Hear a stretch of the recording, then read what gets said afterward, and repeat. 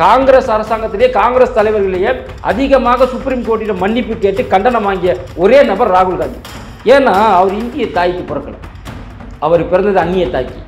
Italy Sonia காந்திக்கு பிறந்தவர்கிட்ட நாம எப்படி தேசப்பற்று எதிர்பார்க்க முடியும்? சுப்ரீம் கோர்ட்டே நீ எல்லாம் ஒரு இந்தியனான்னு கேட்டா ஒரு சாமானியன் என்னென்ன கேள்வி கேட்கணும்? இவரது பேச்சை பார்லிமெண்ட்ல ஒவ்வொரு நிமிஷமும் கேட்டுக்கொண்டிருக்கக்கூடிய ஒரு கடைக்கோடி ஒரு சாமானியன் எவ்வளவு கோபம் இருக்கும் ராகுல் காந்தி மேல? இவர் பேசின கருத்தை தான் திருமாவளவன் பேசுறாரு, திருமாவளவன் பேசுறது தான் கனிமொழி பேசுறாங்க, கனிமொழி பேசுறது அகிலேஷ் யாதவுடைய கட்சியும் பேசுது, மம்தா பானர்ஜி கட்சியும் பேசுது. அப்ப இவங்க மொத்தமாவே இவங்களுக்கு கொடுக்கப்பட்ட அஜெண்டா என்ன? இவங்களுக்கு என்னன்னாக்கா பாகிஸ்தானை சேவ் பண்ணணும், பாகிஸ்தான் கிட்ட இந்தியாவை அடிமையாக்கிடணும். கச்சத்தீவை மீட்டு கொடுன்னு கேட்கறல்ல, அப்போ சைனா பிடிச்ச இடத்த வாங்கி கொடுங்கன்னு கேட்கறல்ல, கல்வான் பள்ளத்தாக்க பத்திலாம் பேசுறல. ஏன் ஆக்கிரமிப்பு காஷ்மீரை பத்தி ராகுல் காந்தி இதுவரை வாயை திறக்கல? லஷ்கர் இ தொய்பாவா இருந்தாலும் அங்கதான் இருக்கு, ஜெய்ஷி முகமதாலும் அங்கதான் இருக்கு, இன்னைக்கு என்பிஎஃப்னு ஒருத்தன் வந்திருக்கான். அவன் எல்லாருமே இன்னைக்கு எல்லாருடைய முகாம்களும் இன்னைக்கு இருக்கக்கூடிய இடம்னு பார்த்தீங்கன்னாக்கா ஆக்கிரமிப்பு காஷ்மீர். ஒப்ப பேர் வைங்க டாஸ்மார்க்குன்ற, நீங்க கலைஞர் நூலகம், கலைஞர் பூங்கா, கலைஞர் பேருந்து நிலையம், இது எல்லாத்துக்கும் யார் பேர் வைக்கிறோம்? ஒப்ப பேர் வச்சிடல. அதே போல கலைஞர் கருணாநிதி டாஸ்மார்க் நிறுவனம் வெயி. பாஜக அரசு வந்தோன்னு எல்லாமே தனியார் மயமாகிவிட்டது, எல்லாமே தனியார் மயமாகிவிட்டதுன்னு சொல்லுவாங்க. ஆனால் இன்னைக்கு போக்குவரத்து துறை கண்ணுக்கு தெரியாம தனியார் மயமாகிவிட்டது. பிரைவேட் இன்னைக்கு முடிவு பண்றான், உனக்கு என்ன சம்பளம் கொடுக்கணும், என்ன கொடுக்கூடாது, யார் வேலைக்கு வேணும், யார் வேலைக்கு வேணாங்கிறத அவங்க முடிவு பண்றாங்க தவிர சென்னை மாநகராட்சி முடிவு பண்றது கிடையாது. இதுக்கு பதில் சொல்ல வேண்டியது யாரு? மேலே தானே சொல்லணும். சேகர் பாபு யார் சொல்றாரு? சேகர் பாபு யாரு? அப்போ மொத்தமே தமிழக அரசு கமிஷன் அடிப்படையில் சைலண்டாக எல்லாத்தையும் பிரைவேட்டுக்கு கொடுத்துட்டாங்க.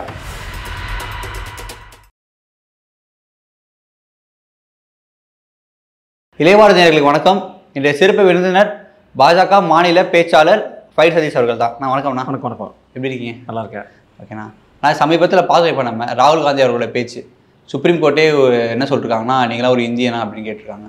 இல்லை, அதான் இப்போ சுப்ரீம் கோர்ட்டே நீ எல்லாம் ஒரு இந்தியனான்னு கேட்டால் ஒரு சாமானியன் என்னென்ன கேள்வி கேட்கணும் ராகுல் காந்தி? ஏன்னா ஒரு சுப்ரீம் கோர்ட்டுங்கிறது பல வழக்குகளை பார்க்கக்கூடியவங்க, பல விஷயங்களை பார்க்கக்கூடிய ஒரு நீதி அரசரே நீ எல்லாம் ஒரு இந்தியரா அப்படின்னு கேட்குறாருன்னு சொன்னால் இவரது பேச்சை பார்லிமெண்ட்டில் ஒவ்வொரு நிமிஷமும் கேட்டுக்கொண்டிருக்கக்கூடிய ஒரு கடைக்கோடி ஒரு சாமானியன் எவ்வளவு கோபம் இருக்கும் ராகுல் காந்தி மேலே? எனக்கு ராகுல் காந்தி மட்டுமல்ல, இந்த ராகுல் காந்தி, திருமாவளவன், இது திமுக எம்பிக்கள், அதுக்கப்புறம் மம்தா பானர்ஜி அவங்க கட்சியில் இருக்கக்கூடிய எம்பிக்கள், அதே போல் அகிலேஷ் யாதவ், இவங்கெல்லாம் ஒரு கூட்டம் என்ன பண்ணுறாங்கன்னா அதை தாக்குறாங்க. யாரை தாக்குறாங்கன்னாக்கா மத்திய அரசை தாக்குறாங்க. இவங்களாம் ஒரு கூட்டணி, இவங்களாம் முன்னாடி பேசிக்கிறாங்க. இவங்களாம் நாம் எதை பேசணும், என்ன பண்ணணும், நாம் எல்லாம் சேர்ந்து தான் இதை செய்யணும் அப்படிங்கிற மாதிரி ஒரு கூட்டு முயற்சி தான் இது. பார்லிமெண்ட்டை முடக்குவது என்பதே இவங்களோட கூட்டு முயற்சி. அப்போது இவர் பேசின கருத்தை தான் திருமாவளவன் பேசுகிறார், திருமாவளவன் பேசுகிறது தான் கனிமொழி பேசுகிறாங்க, கனிமொழி பேசுகிறது தான் அகிலேஷ் யாதவுடைய கட்சியும் பேசுது, மம்தா பானர்ஜி கட்சியும் பேசுது. அப்போ இவங்க மொத்தமாகவே இவங்களுக்கு கொடுக்கப்பட்ட அஜெண்டா என்ன? எப்படியாவது பாகிஸ்தானை சேவ் பண்ணணும். இவங்களுக்கு என்னன்னாக்கா பாகிஸ்தானை சேவ் பண்ணணும், பாகிஸ்தான்கிட்ட இந்தியாவை அடிமையாக்கிடணும், இங்கே பாகிஸ்தானுக்கு ஒரு ஆதரவான ஒரு அரசை இங்கே எப்படியாவது உருவாக்கணும் அப்படிங்கிற ஒரு நிலைப்பாட்டில் தான் இன்றைக்கி எல்லா கட்சியுமே இருக்குது. இன்றைக்கி நான் என்ன கேட்குறேன்னா, இன்றைக்கி இப்போ பார்லிமெண்ட்டில் இவ்வளோ பேர் இவ்வளோ பேசுகிறாங்க. ராகுல் காந்தி பேசுகிறார் என்னென்னு, நீங்கள் சைனாவிடம் அடமானம் வைத்த பகுதிகளை எப்போ மீட்டு எடுப்பீங்கன்னு கேட்குறீங்க. அதே போல் இங்கே இருக்க திருமாவளவன், இங்கே திமுக எம்பிகள் என்ன கேட்குறாங்க, நீங்கள் எப்போ எங்களுக்கு கச்சத்தீவை மீட்டு கொடுப்பீங்க? கச்சத்தீவை தார வாத்துட்டோம், சரி ரைட்டு, காங்கிரஸ் பீரியட்லாம் தார வாத்தாங்க, அது எங்கள் எப்போ மீட்டு தருவீங்கன்னு சூடு சொன்ன இல்லாமல் கேட்குறான். திமுக எம்பியிலேருந்து எல்லாருமே கேட்குறாங்க. அதே போல் தான் திருமாவளவன் கேட்குறாரு, ஏன் சைனா இவ்வளோ தூரம் உள்ளே வந்துட்டாங்களே, ஏன் அவங்கள விரட்டி அடிக்க உங்களுக்கு மனம் இல்லையா? கல்வான் பள்ளத்தாக்குலேருந்து எல்லா விஷயத்தையுமே நம்ம இராணுவ வீரர்கள் மேலே பழி போடுறாங்க. நாம் என்ன கேட்குறோன்னா, திருமாவளவனையும் பார்த்து நான் கேட்குறேன், ராகுல் காந்தியும் பார்த்து கேட்குறேன், இந்த எதிர்கட்சிகள் கனிமொழி உட்பட எல்லாரையும் பார்த்து என்ன கேட்குறதுன்னா, நீ கச்சத்தீவை மீட்டு கொடுன்னு கேட்குற, மீட்டு தரோம். அதே போல் நீ சைனா கிட்ட நம்ம விடுபட்ட இடத்துங்கள்லாம் நீ கேட்குற, எடுத்துக்கிறோம். என்னைக்காவது ஒரு நாள் இவர்கள் சைனாவை பற்றி பேசும் இவர்கள், கச்சத்தீவை பற்றி பேசும் இவர்கள் ஆக்கிரமிப்பு காஷ்மீரை இந்தியாவிடமிருந்து பிடுங்கிய, பாகிஸ்தான் இராணுவம் பிடுங்கிய பாகிஸ்தான் தீவிரவாதிகள் இந்தியாவிடம் இருந்து அந்த காலத்தில், அதாவது காங்கிரஸ் ஆட்சி காலத்தில் பிடுங்கிய அந்த ஆக்கிரமிப்பு காஷ்மீரை எப்போது மீட்டு தருவீர்கள் மோடி அப்படி என்னைக்காவது ஒரு நாள் இந்த 11 வருஷத்தில் பார்லிமெண்ட்டில் இவங்க யாரும் பேசியிருக்காங்களா? ஏன் பேசலை?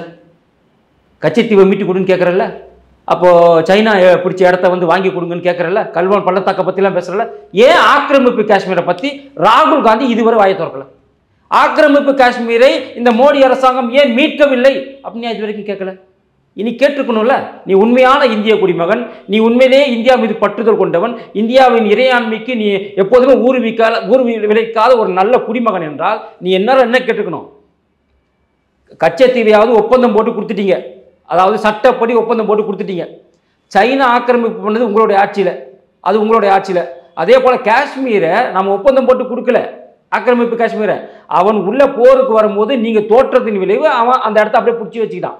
அப்போ அதை என்றைக்காவது ஒரு நாள் மீட்டு கொடுன்னு நீ ஏன் கேட்கல? ஏன்னா பாகிஸ்தான் மீது பற்றுதல் அதிகமாக இருக்கு இவங்களுக்கு.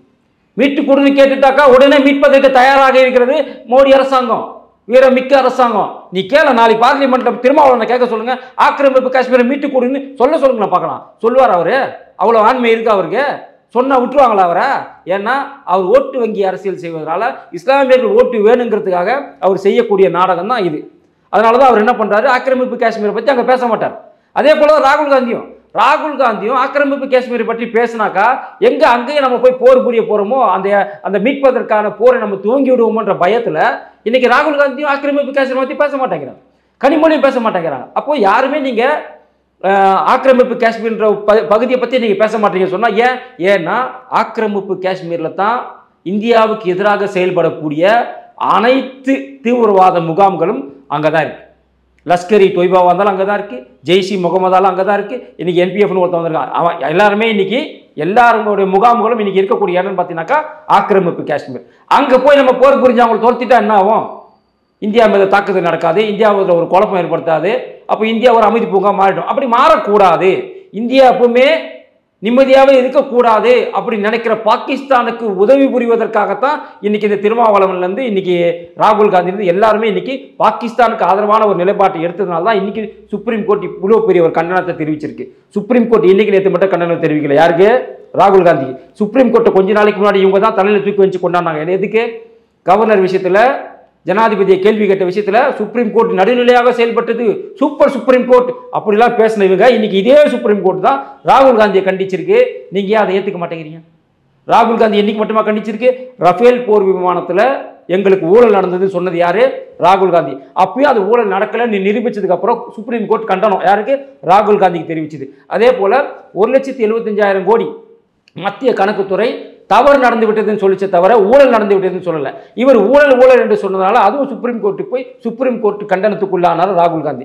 இப்படி தொடர்ச்சியாக அதே போல் கல்வான் பள்ளத்தாக்கில் சைனாவுக்கு ஆதரவு தெரிவித்து பேசுறதுக்காக அதுக்கும் இவருக்கு கண்டனம் தெரிவித்தது சுப்ரீம் கோர்ட். இப்படி அதே போல நம்ம தேர்தல் ஆணையத்தின் மீது பழி போட்டதுக்காகவும் சுப்ரீம் கோர்ட் கண்டனம் தெரிவிச்சது. அதே போல மோடி என்றாலே திருடர்கள் அப்படின்னு அந்த மோடி என்ற சமுதாயத்தை இழிவுபடுத்தி பேசுறதுக்காக மன்னிப்பு கேட்டு கடிதம் எழுதி கொடுத்துட்டு வந்தவர் ராகுல் காந்தி. இப்படி காங்கிரஸ் அரசாங்கத்திலேயே காங்கிரஸ் தலைவர்களிலேயே அதிகமாக சுப்ரீம் கோர்ட்டில் மன்னிப்பு கேட்டு கண்டனம் வாங்கிய ஒரே நபர் ராகுல் காந்தி.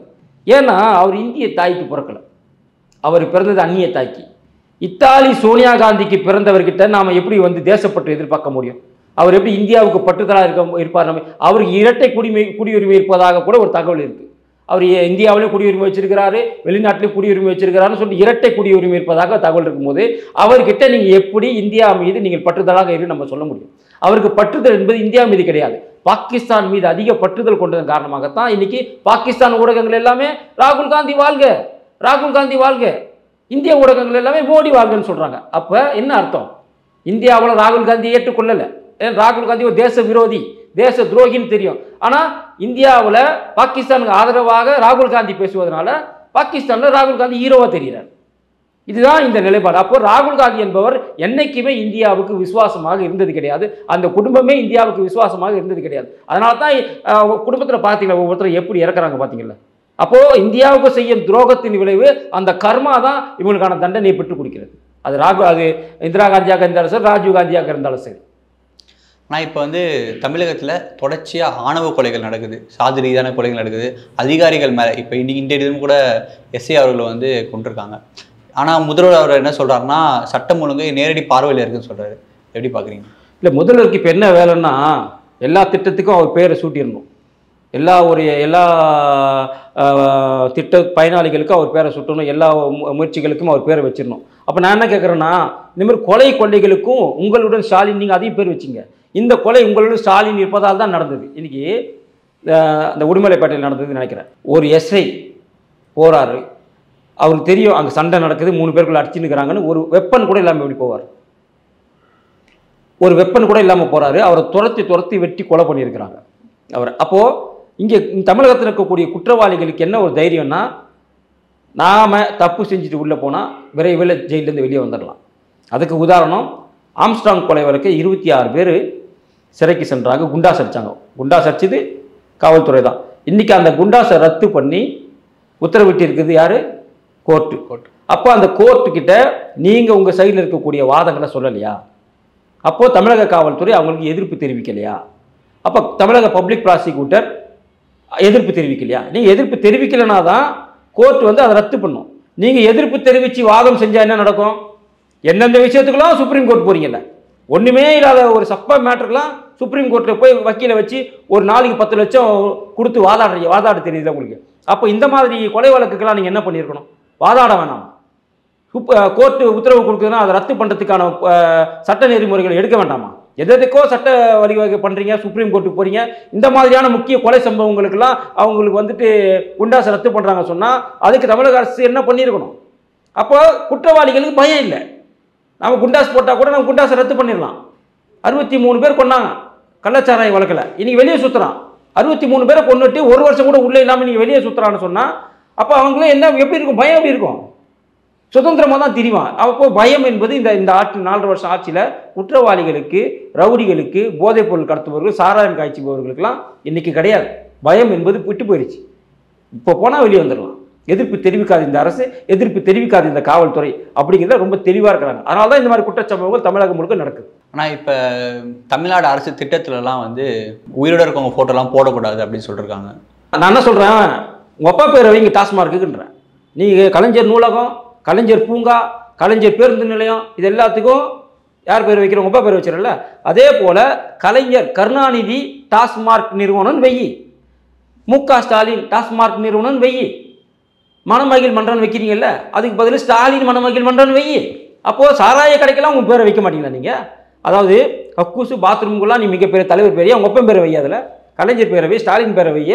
இன்றைக்கி அம்பேத்கருடைய பேரை எதுக்கு வச்சுருக்காங்க தெரியும்? கழிவு நீர் வாகன ஊர்திக்கு அம்பேத்கருடைய பேரை வச்சு. அப்போ எந்த அளவுக்கு மோசமான ஒரு சூழ்நிலை நீ தமிழ்நாட்டில் இருக்கு பாருங்கள். அதாவது இவங்க கூட வச்சாங்க, அம்மா ஜெயலலிதான்னு வைக்கல, அம்மா உணவகம், அம்மா வாட்டர், அம்மா உப்பு, இப்படிலாம் வச்சாங்களே தவிர அது வந்து மக்கள் விரும்பினாங்க. ஆனால் இதை மக்கள் விரும்பலை. இன்றைக்கி கோர்ட்டே இன்றைக்கி அந்த பேரை விற்காதுன்னு சொல்ல மக்கள் விரும்பலை. மக்கள் போய் கேஸ் போடுறான். அம்மா உணவகம் திறக்கும் போது மக்கள் விரும்பினாங்க, அம்மா உப்பு தொடங்கும் போது மக்கள் விரும்பினாங்க, அம்மா வாட்டர் பாட்டில் கொடுக்கும்போது மக்கள் விரும்பினாங்க, அம்மா சிமெண்ட் கொடுக்கும்போது மக்கள் விரும்பினாங்க. ஆனால் உங்களை மக்கள் விரும்பலை. ஏன்னா அம்மா அவர்கள் நல்லது மட்டும் தான் செஞ்சாங்க. நீங்கள் என்ன பண்ணீங்க? எல்லாம் கெடுதல். கரண்ட் பில்லை 4 மடங்கு உயர்த்திட்டீங்க, பால் விலையை உயர்த்திட்டீங்க. இன்றைக்கி அத்தியாவசிய பொருட்கள் விலை எல்லாமே உயர்ந்துட்ட போது மக்கள் எப்படி உங்களை விரும்புவான்? அதனால் மக்களே இவர் பெயரை விரும்புவது கிடையாது. அதனால தான் இப்படிப்பட்ட இன்னைக்கு கோர்ட்டே முன் வந்து உயிரோட இருக்கிறவங்க பேரை வைக்கக்கூடாதுன்னு சொல்கிறாங்க. இல்லை தவறு கிடையாது.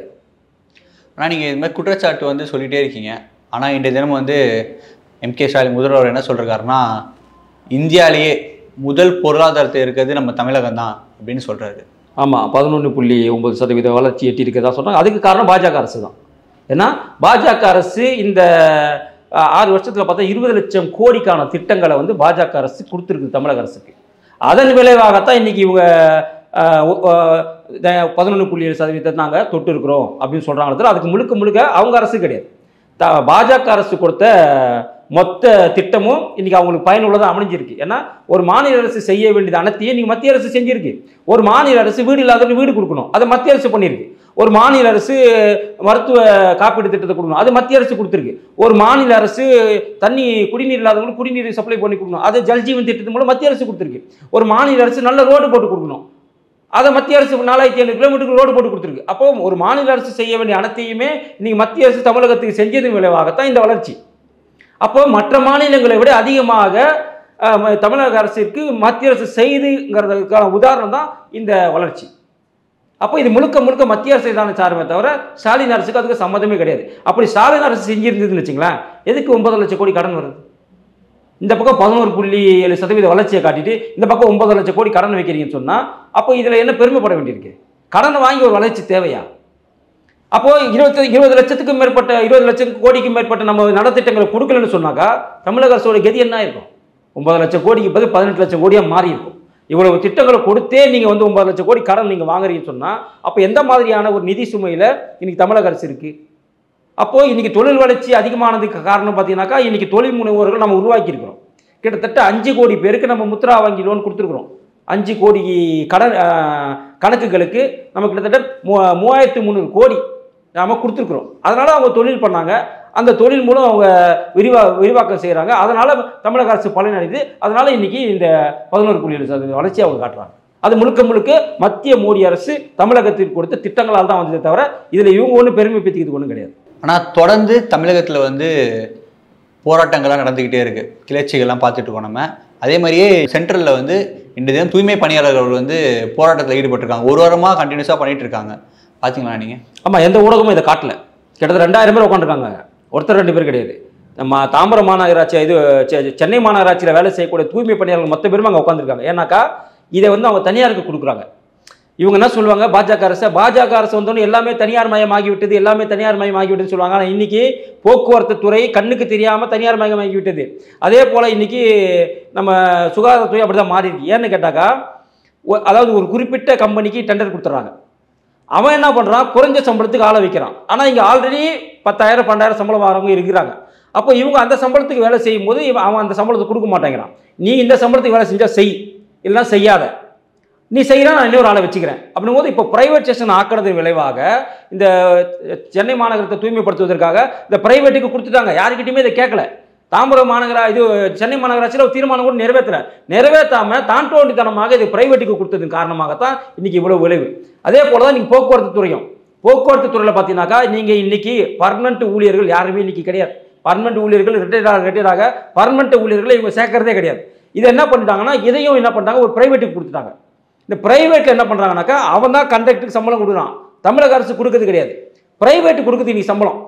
இந்த போக்குவரத்து துறையிலேருந்து முதல்ல சம்பளம் போகும். அதுக்கு உங்களுக்கு வந்துட்டு பர்மனெண்ட் ஊழியராக இருந்தாலும் சரி, உங்களுக்கு டெம்பரவரி ஊழியர் இருந்தாலும் சம்பளம் யார் கொடுப்பாங்கன்னு பார்த்தீங்கன்னாக்கா இந்த போக்குவரத்து துறை கொடுக்கும், தமிழ்நாடு அரசு போக்குவரத்து துறை. ஆனால் இன்னைக்கு இது பிரைவேட்டாக்கு மாற்றுறது காரணமாக நிரந்தர பணியாளர்கள் மட்டும்தான் இன்னைக்கு இங்கேருந்து ஊதியம் போகுது.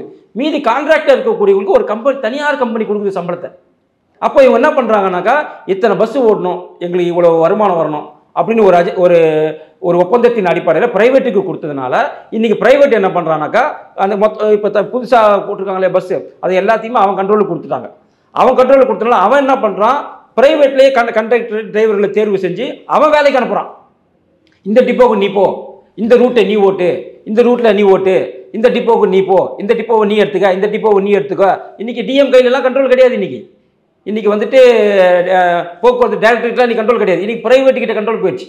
இன்னைக்கு முழுக்க பிரைவேட் 2-3 பிரைவேட் கம்பெனி எடுத்துட்டான். தமிழக போக்குவரத்து துறையை 2-3 பிரைவேட் கம்பெனி எடுத்ததன் காரணமாக நீ எஸ்சிடிசியில் கூட அவன் எடுத்துட்டான். இன்னைக்கு எஸ்சிடிசிலாம் டார்கெட்டு, முதல்லாம் பார்த்தீங்கன்னா டார்கெட்லாம் கிடையாது. இன்னைக்கு எஸ்சிடிசியில் ஏதாச்சும் பார்த்துருக்கீங்களா நீங்கள்? கவர்மெண்ட் டிரைவர் ரோட்டில் நின்று கூப்பிட்டு மதுரை திருச்சின்னு கேட்டிருக்கீங்களா? இன்னைக்கு அது நடக்குது. ஏன்னா அது பிரைவேட் ஸ்டேஷன் கொடுத்துட்டாங்க. பிரைவேட் செக்ஷன் கூட பிரைவேட் லாபம் பார்க்க வேண்டும் என்பதற்காக, பிரைவேட் அதிகமாக சம்பாதிக்கணுன்றதுக்காக இன்னைக்கு அது முடிவு பண்ணுறோம். அது இல்லாமல் ஒரே கட்டணம் இப்போ கிடையாது. நீங்கள் எஸ்சிடிசியில் பார்த்தீங்கன்னாக்கா இன்னைக்கு இங்கேருந்து நீ மதுரைக்கு போகிறீங்க 900 ரூபான்னு சொன்னாக்கா, இப்போ இவங்க சொல்கிறாங்களா ஆம்னி பஸ்லாம் அதிகமான விலையை ஏற்றிச்சுன்னா, ஆம்னி பஸ்ஸும் இந்த பஸ்ஸுக்கும் இன்னைக்கு ஈக்குவலான ரேட் ஆயிடுச்சு. இன்னைக்கு 503 ரூபா நீங்கள் சாதாரண பெட்டு உட்காந்துட்டு போகிறதுல வந்து 530 ரூபான்னு சொன்னால் பிரைவேட்லேயும் அதே தான். நீங்கள் ஸ்லீப்பரில் 900 ரூபா வாங்குறோன்னா பிரைவேட்லையும் 900 ரூபா தான். அப்போ இன்றைக்கி ரெண்டுமே ஈக்குவல் ஆயிடுச்சு. அப்போ மக்கள் எதை விரும்புகிறான் இன்றைக்கினாக்கா பிரைவேட்டு தான் விரும்புகிறான். ஏன்னா பிரைவேட்டில் இன்றைக்கி நல்லா இருக்குது பஸ்ஸு. ஆனால் இன்னைக்கு இங்கே பார்த்தீங்கன்னா எப்படி இருக்குது, கூரை பிஞ்சிட்டு போயிடுது, உள்ளே தண்ணி ஊற்றுது, டயர் தனியாக வருது. இன்றைக்கி எல்லாமே இன்றைக்கி ஒரு பாலடைஞ்ச பில்டிங் போல தான் இன்றைக்கி தமிழக போக்குவரத்து துறை இருக்குது. 1000 தான் நீ புது பஸ்ஸை கொடுத்தாலும் சரி இன்றைக்கி அப்படி தான் இருக்குது. அதனால் என்ன பண்ணுறான், இருக்கிறத வச்சு சம்பாரிச்சிக்கணும் அப்படின்னு இந்த கம்பெனிக்காரன் என்ன பண்ணுறான், அவன் நேற்றுக்கு 830 ரூபாய்க்கு நாங்கள் கொடுத்தாங்க, இன்றைக்கி கம்மி பண்ணிட்டாங்க, இன்றைக்கி 100 ரூபா கம்மிங்க அப்படின்னு ஒரு அரசாங்க போக்குவரத்து எப்படி சொல்லும்? ஒரே கட்டணம் தானே இருக்கும், 365 நாள் ஒரே கட்டணம் தான் இருக்கும். ஆனால் இன்னைக்கு ஒரே கட்டணம் கிடையாது. மதுரை போனாலும் தென் மாவட்டத்துக்கு நீ எங்கே போனாலும் சரி நீங்கள் ஒரே கட்டணம் கிடையாது. பிரைவேட்டுக்கு ஒரே கட்டணம், சனி ஞாயிறு ஒரு கட்டணம், மற்ற நாளில் ஒரு கட்டணம், நைட்னா ஒரு கட்டணம், பகல்னா ஒரு கட்டணம். இன்றைக்கி கட்டணங்கள் மாற்றி அமைக்கப்பட்டது, அதுக்கு காரணம் பிரைவேட் ஸ்டேஷன். அதே போல் தான் இன்றைக்கி சென்னை மாநகராட்சி பிரைவேட்டுக்கு கொடுத்துட்டாங்க. பிரைவேட்டை இன்னைக்கு முடிவு பண்ணுறான். உனக்கு என்ன சம்பளம் கொடுக்கணும், என்ன கொடுக்கூடாது, யார் வேலைக்கு வேணும், யார் வேலைக்கு வேணாங்கிறத அவன் முடிவு பண்ணுறானே தவிர தாம்பரம் சென்னை மாநகராட்சி முடிவு பண்ணுறது கிடையாது, மேயர் முடிவு பண்ணுறது கிடையாது. நான் என்ன கேட்குறேன்னா, இதுக்கு பதில் சொல்ல வேண்டியது யார்? மேயர் தானே சொல்லணும். சேகர் பாபு யார் சொல்கிறாரு? சேகர் பாபு யார்? சேகர் பாபு யாருங்க? அவர் என்ன பொதுப்பணித்துறை அமைச்சர்? அவர் பொதுப்பணியில் தாம்பரம் இது சென்னை மேயரா? அவர் யார்? அவர் அறநிலையத்துறை அமைச்சர். அவருக்கும் இதுக்கும் ஏணி வச்ச அவரோட சம்மந்தமே இல்லாத இடத்துல நீயே போய் ஆஜராகிற? அவர் பதில் சொல்ல வேண்டிய அவசியம் என்ன? அந்த அம்மா சொல்லணும், இல்லைன்னா அந்த துறைக்கு சார்ந்த சுகாதாரத்துறைக்கு சார்ந்தவங்க பேசணும், இல்லை பொதுப்பணித்துறை பேசணும். இப்போ இவங்க பேச வேண்டிய வேலையை விட்டு இவர் வந்து ஏன் பேசுகிறாரு? அப்போ இதுலேருந்தே தெரியல. அப்போது இவருக்கு தேவையான ஆட்களுக்கு தான் அந்த டெண்டர் கொடுத்துருக்குறாங்க. அதனால தான் இனி சேகர் பாபு வந்து பேசுகிறாரு. அப்போ மொத்தமே தமிழக அரசு கமிஷன் அடிப்படையில் சைலண்ட்டாக எல்லாத்தையும் பிரைவேட்டுக்கு கொடுத்துட்டாங்க. இப்போ இடைநிலை ஆசிரியர்கள் அப்படி தான், இடைநிலை ஆசிரியர்கள் போராட்டமும் கண்டினியூஸாக நடந்துட்டு இருக்கு, அவங்க நிறுத்தவே இல்லை. அதே போல் எல்லாமே இன்னைக்கு ஜாக்டோஜியும் போராட்டம் நடத்துகிறான். எங்களுக்கு வந்து பழைய ஓய்வூதியத்தை அமல்படுத்துங்க. அதே போல் நிரந்தரம் செய்யப்படாத நர்ஸ் இருக்காங்க, அவங்களும் இன்னைக்கு எல்லா துறையிலுமே போராட்டம் நடக்குது. ஆனால் எந்த ஒரு செய்தி சேனலுமே இதை வெளியே காட்டுறது கிடையாது. எப்படி அதிமுக ஆட்சியில் இருக்கும்போது திமுக எவ்வளோ போராட்டங்கள் நடச்சோ அதை விட அதிகமான போராட்டங்கள் இன்னைக்கு நடக்குது. அதெல்லாம் மக்களா அவங்களா எழுச்சியோட அவங்க பண்ணுறாங்க. யாரும் தூண்டி விடல. போன தடவை திமுக தூண்டி விட்டு, திமுக கூட்டணிகள் தூண்டி விட்டதுனால தான் அதிமுக ஆட்சி காலத்தில் பிஜேபிக்கு எதிராக அவ்வளோ ஆர்ப்பாட்டம் நடந்துச்சு. இன்றைக்கி மக்களாகவே ஆர்ப்பாட்டம் பண்ணுறான், மக்களாகவே போராட்டம் பண்ணுறான். இன்றைக்கி பார்த்தீங்கன்னாக்கா இபி ஆஃபீஸில் அவ்வளோ சண்டை நடக்குது. டெய்லி இபி ஆஃபீஸில் சண்டை நடக்குது. நான் இவ்வளோ தானே யூஸ் பண்ணேன், எனக்கே நீங்கள் இவ்வளோ கரண்ட் பில் கொடுத்தீங்க அப்படின்னு டெய்லி இபி ஆஃபீஸில் சண்டை நடக்குது. அப்போது இன்றைக்கி இந்த ப்ரைவேட் இந்த பஸ் புது பஸ் விட்டுருக்காங்க, அதில் எதுவுமே பொம்பளைங்க ஃப்ரீ கிடையாது. இந்த லிப்ஸ்டிக் தரணும் பஸ் வரும் பார்த்தீங்களா, அதில் மட்டும்தான் நீங்கள் லேடிஸ்க்கு ஃப்ரீ. அந்த புது பஸ்ஸில் எதுவுமே லேடிஸ்க்கு ஃப்ரீ கிடையாது. எல்லாரும் டிக்கெட் எடுத்து போக வேண்டிய நிலைமை தான் இன்றைக்கி. அப்போ முழுக்கவே 4.5 வருஷம் கும்பகர்ண மாதிரி தூங்கி நின்றுட்டு 4.5 வருஷம் முடிஞ்சது நீ எந்திரிச்சு அறக்க பறக்க உங்களுடன் ஸ்டாலின், உங்களுடன் கலைஞர் இப்படின்னு மக்களை ஏமாத்துறதுக்காக, திரும்ப ஓட்டு வாங்குறதுக்காக செய்யக்கூடிய நாடகம் இதெல்லாம். உங்களின் பொன்னான கருத்துக்களை இளைய பாரத நேயர்களுக்கு பகிர்ந்ததுக்கு மிக்க நன்றிண்ணா. நன்றி.